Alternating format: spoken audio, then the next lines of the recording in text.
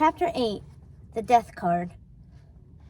"So I've got some big news," Malik announced once they were all seated around the dinner table and the steaming pot of jambalaya their father had made for dinner. Jamal's mouth watered at the aroma of sausage, rice, chicken, and spices. The table was set with a tablecloth and candles that cast flickering light.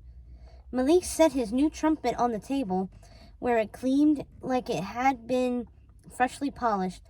It was his most prized possession.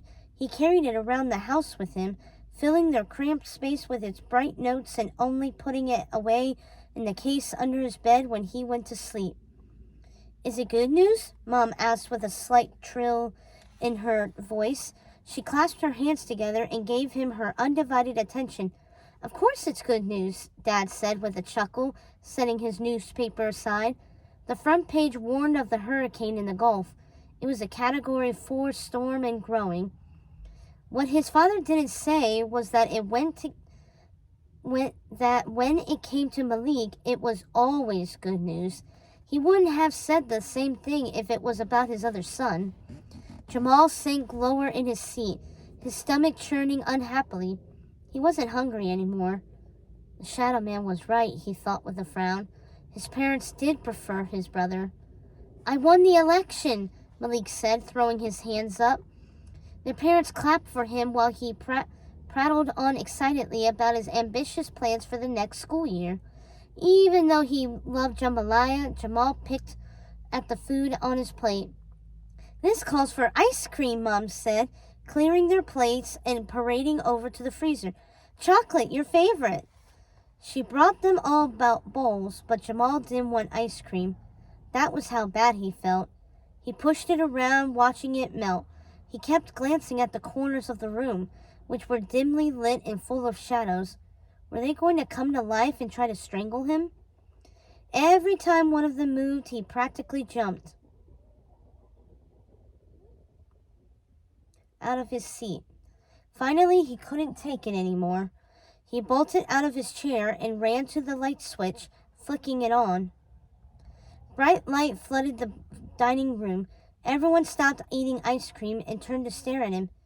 "What you trying to do?" Dad said with a frown. "Run up the power bill? Money doesn't grow on trees." But the shadows," Jamal stammered, realizing how crazy he sounded. "It was really dark." "Son, you don't need a spotlight to eat ice cream," Dad said. "Now turn that off and sit your butt down." Jamal wanted to fall asleep, but the shadows in the dark bedroom kept him awake. He wished he could sleep with the light on, but when he suggested it, Malik had just teased him. "Wait, are you, afraid of the dark?" "Jeez, don't be such a baby." I just like a little light," Jamal said, feeling silly. His cheeks burned with shame. So I don't trip going to the bathroom." "Jeez, no wonder Colton and his friends pick on you so much," Malik said, stashing his trumpet in the case, flipping the clasp shut and sliding it under his bed. "Little Jay, you gotta grow up already. I won't always be around to protect you." That had settled it. Jamal kept the lights off. He didn't want to act like a baby in front of his brother, but Malik didn't understand what was happening to him. Jamal wished he could tell his brother the truth, but Malik wouldn't understand. Or worse yet, he wouldn't believe him. Jamal felt completely alone. Everything was always so easy for his brother. Why couldn't Malik understand that it was different for Jamal? He tried to sleep, but he kept glancing at the shadows cast around the dark bedroom, certain they were going to attack. Frustrated, he reached for the necklace under his shirt. "You'll protect me, right?" he whispered to the skull. The dark eye socket stared back at him but didn't offer an answer. Right when Jamal was about to drift off to sleep, he heard a strange noise coming from inside the closet. Thump. What was that? He bolted upright in bed, clutching for the necklace. The skull's eye sockets lit up with reddish light.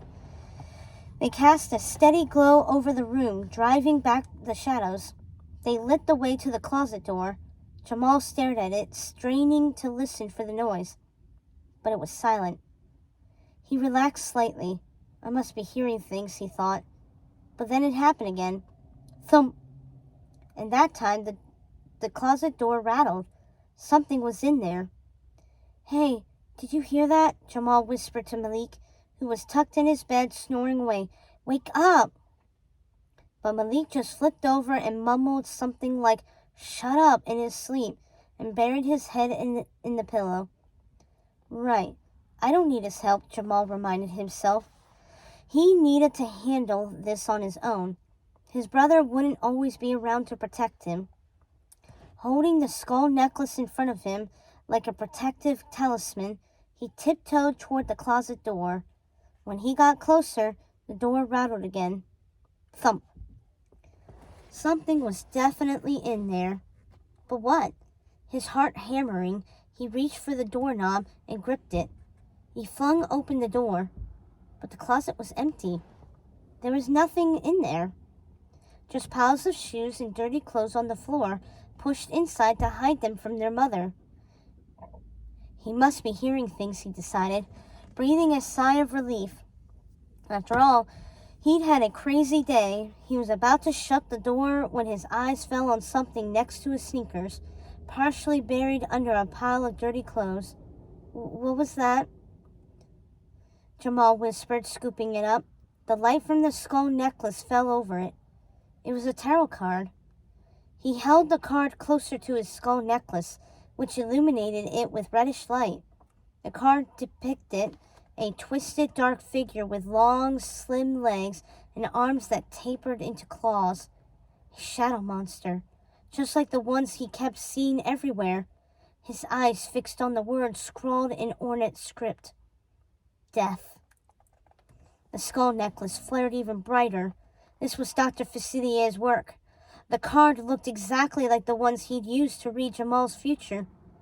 But how had it gotten into his closet? That was impossible. His heart pounding like it might jump out of his chest. Jamal dropped the card and slammed the closet door shut. He stood there, staring at it in shock. Thump! The closet door rattled. No, leave me alone, Jamal cried, backing away. He tasted metal on his tongue, which only happened when he was really afraid. Then the death card slid under the closet door and landed right by his foot. The shadow monster's eyes stared at him. They lit up and started glowing with reddish light. Then the monster moved. It cracked open its jaws, exposing rows of jagged, sharp teeth like a shark's. It snapped at Jamal's foot. No, get away, he said, kicking at the card. But more tarot cards started shooting out from under the closet door, pelting him. He bolted from the bedroom and slammed the door, hoping he was safe. He breathed a sigh of relief. It worked. But then, thump. The bedroom door rattled, making him jump back. The cards started shooting out at him. He fled down the hallway, but as he ran past each door, more cards shot out from under them. He had to get out of the house. Jamal ran for the front door. He gripped the doorknob. Tarot cards pelted him, filling the living room with shadow monsters. His skull necklace flared brighter. He twisted the doorknob and threw the door open, revealing a shadowy figure.